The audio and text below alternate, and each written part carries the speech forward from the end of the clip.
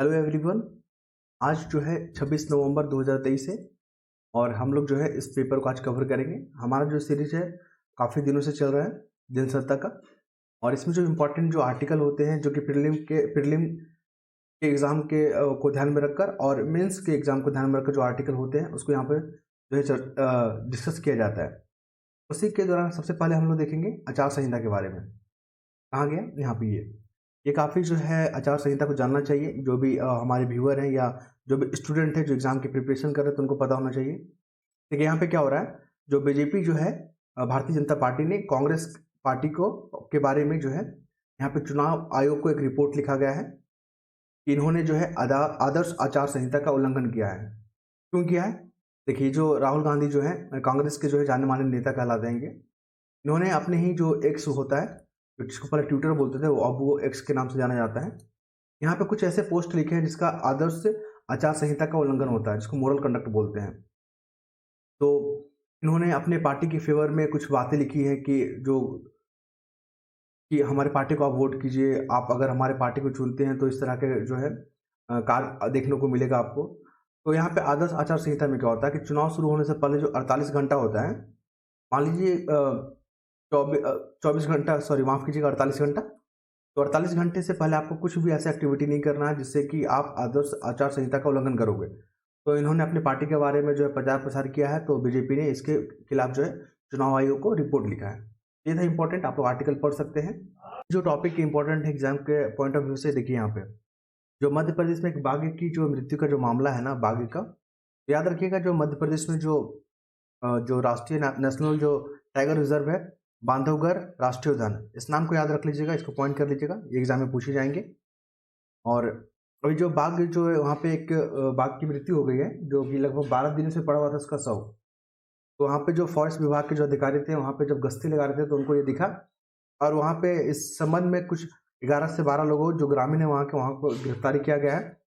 क्योंकि इनका कहना है कि कहीं ना कहीं जो बाघ की जो मृत्यु हुई है उनमें जो इनकी संलिप्तता पाई गई है, मतलब ऐसा उनको जो है क्लू मिल रहा है, तो इसलिए उनको फॉरेस्ट रिजर्व के जो भी अधिकारी है उनको इसको गिरफ्तार किया गया है और फिर आगे की कार्रवाई करेंगे। कुल मिलाकर यहाँ पे जो समझने वाली बात है यहाँ पे कि जो मध्य प्रदेश में ये घटना हुआ है, वहाँ पे जो नेशनल पार्क है बांधवगढ़ राष्ट्रीय उद्यान पर, जो आने वाले एग्जाम के लिए अब महत्वपूर्ण बन चुके हैं क्योंकि ये खबरों में रह चुका है।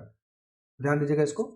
न्यूज़ है यहाँ पे, आपको यहाँ पे देखने को मिलेगा जो प्रधानमंत्री की जो सुरक्षा को लेकर जो चूक हुआ था पंजाब में, वहाँ पे अभी कुछ कार्रवाई हुआ है कि वहाँ के जो भटिंडा के जो एसपी हैं, उनका नाम क्या है, जो एसपी है वहाँ के, गुरबिंद करके नाम था उनका, ये देखिए, हाँ, गुरविंदर सिंह, इनको जो है अभी तत्काल प्रभाव से सस्पेंड कर दिया गया है। क्योंकि जब प्रधानमंत्री जब पंजाब में आ रहे थे वहाँ पे कुछ सम्मेलन में भाग लेने के लिए, तो वहाँ पे उनकी सुरक्षा को लेकर जो वहाँ पे लापरवाही बरती गई है, उस संबंध में जो है इनको निलंबित किया गया है। और उस वक्त जो थे, इस समय स्टेट पॉलिस मतलब उसमें जो नेतृत्व करने का जो इनको जिम्मेदारी दिया गया था गुरविंदर सिंह को, हालांकि अभी जो इनको तत्काल सस्पेंड कर दिया गया। तो न्यूज़ बन सकता है कि किस कमेटी की सिफारिश, जो मतलब कौन कमेटी लीड कर रहा है प्रधानमंत्री के सुरक्षा से चूक को लेकर, तो आप इसको ध्यान में रखिएगा। तो आर्टिकल आपको जो पढ़ने के लिए जो काफ़ी अच्छा ये बोला, देखिए पी चिदम्बरम जी जो है ये कांग्रेस के अच्छे खासे नेता भी हैं और ये एडवोकेट भी है प्रोफेशनली, तो इनका जो पॉइंट ऑफ व्यू बहुत अच्छा रहता है, आप इनको पढ़ सकते हैं इंटेलेक्चुअली,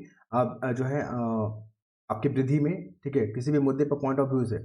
अभी क्या हो रहा है कि भारतीय दंड संहिता जो आईपीसी 1860, फिर भारतीय साक्ष्य अधिनियम जो 1872 है, अभी आपने देखा हो कि नामों में परिवर्तन हुआ है, ठीक है, और दंड प्रक्रिया संहिता सीआरपीसी 1973 है। तो इसके कुछ प्रावधान हैं जो आम आदमी को, ठीक है, एडवोकेट को जो है ध्यान रखना चाहिए, याद रखना चाहिए उनको, कि देखिए कभी भी किस तरह के मामले में आपको फंसाया जाए, जबरदस्ती फंसाया जाए, या कुछ आपके साथ गलत हो रहा है, तो आपके पास क्या अधिकार है आपको बचने के लिए। वहाँ पे बहुत से कंडीशन आपके सामने ऐसे आ सकते हैं जिसका आपका कोई मतलब नहीं है, फिर भी आपको उस केस में घसीटा जा रहा है। इस तरह की आपको जानकारी होना चाहिए, जैसे कि आईपीसी धारा 302 जो होता है सजा, हत्या की सजा के बारे में, तो आप यहाँ पे याद रख सकते हो कि आईपीसी जो आर्टिकल है, आईपीसी जो हमारा जो क्या है अधिनियम है, उसका जो सेक्शन है 302, वो हत्या से संबंधित है। फिर आप साक्ष्य अधिनियम की अगर बात करोगे, साक्ष्य अधिनियम जो 1872 है, वहाँ पे सेक्शन 25 भी याद रखिएगा। सेक्शन जो 25 है यहाँ इसलिए याद रखना है कि मान लीजिए कभी ऐसा केस आ गया, भगवान न करे ऐसा केस हो, लेकिन अगर ऐसा आ जाता है कि पुलिस आपको किसी केस में जो है घसीट रही है, आपको फंसा रही है पुलिस, ठीक है, जबरदस्ती कर रही है, और आपको जो है एक कबूलनामा आपके सामने रख रही है और बोलिए कि आपने ये अपराध को किया है। तो अगर आप सच्चे हैं, अगर आपने ऐसा कुछ किया नहीं है, तो आपको क्या करना है वहाँ पे? आपको वहाँ पे कर देना है, साइन वगैरह कर देना, जैसे-जैसे पुलिस बोल रही है वहाँ कर देना। जैसे ही आपको जब कोर्ट में पेश किया जाएगा, तो वहाँ पे बता देना आपको जज साहब को कि देखिए हमें जो है ज़बरदस्ती यहाँ पे डराया धमकाया जा रहा था, मारा-पीटा जा रहा था, तो हमने अपनी जान की सुरक्षा के लिए वहाँ पे जो है कबूलनामा पे हस्ताक्षर किया है, बल्कि मेरा कोई इस केस से संबंधित नहीं है। आपको वहाँ पे बोल देना, तो वहाँ पे आपको जो है केस में घसीटा नहीं जाएगा। लेकिन पुलिस लोग क्या करते हैं, आप पे दबाव बनाएगी, वहाँ पे कर देना आपको और कोर्ट में वहाँ पे जाके सच बता देना कि मेरे साथ जो है ज़बरदस्ती किया जा रहा था। तो इसलिए साक्ष्य अधिनियम जो है सेक्शन 25 को आप याद रखिएगा। उसके बाद करेंगे सीआरपीसी है। देखिए बहुत सारे जो महिला जो केसेस होता है ना, जो जैसे कि यहाँ पर 2005 का जो है घरेलू हिंसा जो महिला से संबंधित जो अधिनियम है, उसमें क्या किया गया है कि महिलाओं को वहाँ पर सशक्त किया गया। देखिए कुछ महिलाएं ऐसे जो होती है जो कानून का फायदा उठाती है, आपको झूठे फंसाएगी, आपको महिलाओं लोग बोलेंगे कि आपके डॉरी आपने मांगा है, आपने दहेज को लेकर मामला जो है जो आपको फंसाएगी। उस संबंध में जो है आपको अग्रिम अगर जमानत लेना है, एडवांस जो है आपको क्या लेना है वहाँ पे, जमानत लेना, अग्रिम जमानत बोलते हैं उसको। तो धारा 437, 438 एंड 439 आपको याद रखने हैं, क्योंकि आपको अगर झूठा फंसाया जाएगा महिलाओं के द्वारा कि आपने जो है दहेज मांग रहा है, आप उसके साथ मारपीट कर रहे हैं, जबकि वो ऐसा कुछ कर नहीं रहे हैं, आपको जबरदस्ती फंसा रही है। आपने ऐसे सारे केसेस देखे हैं घरेलू हिंसा के मामले में, ठीक है। तो आपको क्या करना है, सीआरपीसी का जो 437, 438, 439 है, आपको याद रखना है। देखिए जितने भी अच्छे वकील होते हैं ना, क्रिमिनल जो वकील होते हैं, वो सब जितने भी महत्वपूर्ण सेक्शन को याद करके रखते हैं वो लोग, इनको पता है यही सब जो है सेक्शन का बार बार प्रयोग होगा। नेक्स्ट जो आर्टिकल है यहाँ पे जो आतंकवादियों के खिलाफ, देखिए आतंकवादी जो है ना जो आतंकवादी को फैलाते हैं, जो जिहादी आतंकवादी होते हैं, आप 26/11 का हमला को आपको तो हमेशा याद रखना ही होगा, हर भारतीय को याद रखना होगा इस दिन को। मुंबई में किस तरह जो है 3 दिनों तक यहाँ पे दहशत फैला के रखा था 10 पाकिस्तानियों ने, ठीक है। ये लोग कौन थे? जिहादी पाकिस्तानी थे ये लोग बोलते हैं कि हमें अल्लाह ने भेजा है, अल्लाह ने भेजा है शांति फैलाने के लिए, तो आप हिंसा क्यों कर रहे हो, ठीक है। फिर आपने अभी न्यूज़ कुछ दिन पहले आपने देखा होगा कि खालिस्तानी को भी लेकर जो है भारत काफ़ी चिंतित है, ठीक है।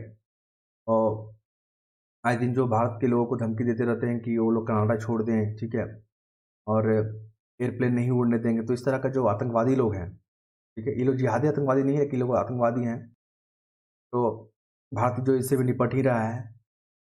और फिर हमास, और जो आप इजराइल का भी देख रहे हो कि हमास जो एक आतंकवादी जो है टेररिस्ट संगठन है, और इस तरह इजराइल पे उसने हमला किया, और औरतों को, महिलाओं को, बूढ़ा बुजुर्ग को किस तरह से हमला करते हैं। तो इतनी कट्टरता इन लोगों में कैसे आती है?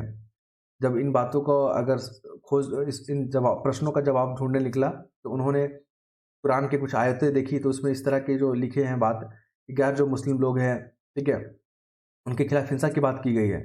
जो लोग इस्लाम को नहीं मानते उसके बारे में आक्रामक बात लिखी गई है। इस तरह की कुरानों में जो बात लिखी गई है, ठीक है, कहीं ना कहीं लोगों को हिंसा करने के लिए मजबूर करता है। और ये जो है तवलीन सी जो है, ये काफ़ी अच्छी आर्टिकल लिखते हैं और बैलेंस लिखते हैं, ठीक है। जो सही बात होता है वो रखते हैं। आखिर ये लोग जिहादी जो आतंकवादी होते हैं, पाकिस्तानी लोग होते हैं, क्यों ये लोग नफरत फैलाते हैं इतने? इसी पे आर्टिकल बेस हुआ है, आप लोग चाहे तो पढ़ सकते हैं, ठीक है। नेक्स्ट जो आर्टिकल पे मूव करेंगे हम लोग यहाँ पे, जो काफ़ी महत्वपूर्ण है, ये रहा। देखिए पार्टी का नाम बदलने से उसका भ्रष्टाचार नहीं बदलता, प्रधानमंत्री मोदी जी का स्टेटमेंट है ये। अभी क्या हो रहा है कि आप लोग देख रहे हो कि नाम बदलने को काफ़ी जो है देश में जो है दौर शुरू हो गया। कोई इंडिया नाम रख ले रहा है, कोई भारत नाम रख ले रहा है, ठीक है। तो इसी में मोदी जी ने बोला है कि देखिए नाम बदलने से जो है अपना काम नहीं बदलेगा। जैसे कि यूपीए जो गवर्नमेंट है जिसने अभी गठबंधन को इंडिया नाम दे दिया है, उस पर जो लगाया कि कुशासन है, कुशासन की सरकार है, भ्रष्टाचार है, वोट बैंक की राजनीति करती है ये लोग। इस तरह के आरोप और प्रत्यारोप जो है अक्सर जो है आपने देखा होगा यहाँ पे चलते रहता है। अभी एक पार्टी थी टीआरएस, जो तृणमूल कांग्रेस जो पार्टी थी, जो तृणमूल, माफ कीजिएगा क्या नाम था, तेलंगाना राष्ट्र पार्टी, ठीक है। अब वो भारत राष्ट्रपति अपना नाम रख लिया, भारत राष्ट्र समिति। फिर आपने देखा होगा कि यूपीए जो पहले गठबंधन था वो अब इंडिया नाम रख लिया है। तो नामों को लेकर जो है काफ़ी आर्टिकल पूछे जाएंगे एग्जाम में, आप लोग ध्यान में रखिएगा। और रोप प्रत्यारोप हमेशा भारत में चलते रहे हैं। फिर जो है यहाँ पे ये इंपॉर्टेंट है आपका आर्टिकल, कि अभी जो है हाल ही में प्रधानमंत्री जी जो है शायद कल परसों की बात है, उन्होंने तेजस जो विमान है उनको जो है उनका अभियान को उन्होंने संचालन किया। उन्होंने उस पर बैठा, 2 सीट वाला है तेजस, ठीक है, और ये स्वदेशी है पूरी तरह से। तो भारत जो है अब रक्षा उत्पादों का जो है उत्पादन में आत्मनिर्भर की ओर जा रहा है। और आत्मनिर्भर मतलब अपने जो ज़रूरत है उसका पूरा जो है अपने देश में ही कर रहा है। और अगर ज़्यादा जो प्रोडक्शन होता है, उत्पादन में वृद्धि होता है, तो उसको हम लोग एक्सपोर्ट भी करेंगे। तो ये कहीं न कहीं आत्मनिर्भर की दिशा में अच्छा कदम है।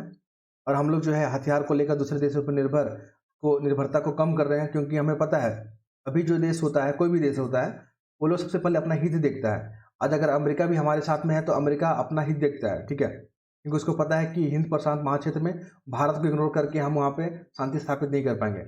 अगर चाइना के साथ अगर हमारे संबंध अगर अच्छे हैं, रशिया के साथ अगर हमारे साथ संबंध अच्छे हैं, तो इसका यही है कि एक दूसरे जो है अपना ही देखता है। रूस भी हमें अपना ही देखता है, क्योंकि उसको पता है कि अमेरिका को काउंटर करने के लिए भारत का साथ चाहिए होता है।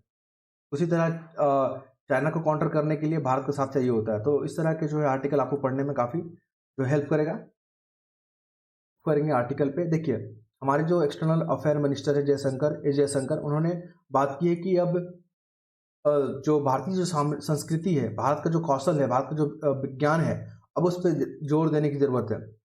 अब उन्होंने बात किया कि अब जो हमारे जो कॉलेजेस स्कूल हैं, वहाँ पे भारतीय संस्कृति के बारे में पढ़ाया जाना चाहिए, ठीक है? उनके गौरव जो संस्कृति है, उन पे अधिक समय दिए जाने की ज़रूरत है। क्योंकि जो अंतर्राष्ट्रीय जो संबंध है, उस पे भी भारत के नज़रिए को, भारत की जो संस्कृति को शामिल करना चाहिए। तो कुल मिलाकर जो है ये सही बात है, क्योंकि कहीं न कहीं भारत की जो संस्कृति को इग्नोर किया गया है, क्योंकि हम लोग जो एक गुलाम कंट्री थे, ठीक है? ब्रिटिश लोग जो आके हम लोग पे राज किया है और उसने अपने अनुसार चीज़ों को ढाला भारत में। तो हमें जो है एकजुट होने के लिए जो है इस पे जो है बात की जा रही है। फिर बात करेंगे यहाँ पे, ये जो आर्टिकल काफ़ी महत्वपूर्ण है, हिंदू संगठन के बारे में। देखिए, अभी जो आरएसएस का जो अभी सम्मेलन चल रहा है, थाईलैंड के बैंकॉक में चल रहा है, वहाँ पे जो हिंदू जितने भी संगठन हैं, वहाँ पे एकता की बात की जा रही है, क्योंकि कुछ ऐसे मुद्दे हैं जिस पे जो है हिंदू संगठनों को में जो है क्या हो गई है, एक वो हो गया, एक फूट पड़ गया है, इसलिए भिन्नता आ गई वहाँ पे। तो यहाँ पे जो है, यहाँ पे समन्वय की बात की जा रही है। और फिर यहाँ पे बात करेंगे, अभी कुछ समय पहले आर्टिकल पढ़ रहे थे हम लोग, आईपीसी पढ़ रहे थे, सीआरपीसी पढ़ रहे थे, साक्ष्य अधिनियम पढ़े थे, T-722, इसका यूज़ देख लीजिए। अभी घरेलू विवाद हुआ था, घरेलू हिंसा हुआ था, तो एक महिला जो है ना अपने पति को मुक्का मार दी, तो उससे पति का जो है मौत हो गया। तो यहाँ पे 302 के बारे में पढ़े थे, हत्या का मामला आईपीसी का आ गया। फिर क्या हो रहा है कि कुछ महिलाएं जो है ना अपना कानूनों का फ़ायदा उठाती है, गलत यूज़ करती है कानूनों को, उसको लेकर जो है अभी विवाद हुआ था। यहाँ पे अग्रिम जमानत की भी यहाँ पे जो आर्टिकल पढ़े थे, आर्टिकल 437, 438, 439 पढ़े थे हम लोग सीआरपीसी का। फिर हम लोग क्या पढ़े थे वहाँ पे, एक सेक्शन 25 पढ़े थे हम लोग। इसका पढ़े थे, वो पढ़े थे हम लोग साक्ष्य अधिनियम का, कि अगर पुलिस के सामने अगर कंफर्मेशन दे दिया जाता है तो उसको वैलिड नहीं मानता है कोर्ट। तो आप इस आर्टिकल को पढ़ सकते हैं। मुझे लगता है कि अब यहाँ पे कुछ खास चीज़ नज़र नहीं आ रहा है। और थोड़ा सा यहाँ पे कृत्रिम बारिश के बारे में, आर्टिफिशियल जो वर्षा होता है उसके बारे में पढ़ लीजिएगा, क्योंकि एग्जाम में पूछे जाते हैं साइंस एंड टेक में। और यहाँ पे आयोडाइड का यूज़ होता है, ठीक है? सिल्वर आयोडाइड हो जाता है, उस तरह के जो यहाँ पे चीज़ों का यूज़ होता है, तो आप आर्टिकल को पढ़ सकते हैं। फिर उसके बाद मुझे कोई इंपॉर्टेंट आर्टिकल नज़र नहीं आया। तो नेक्स्ट टॉपिक पे हम लोग नेक्स्ट न्यूज़पेपर को कवर करेंगे। धन्यवाद।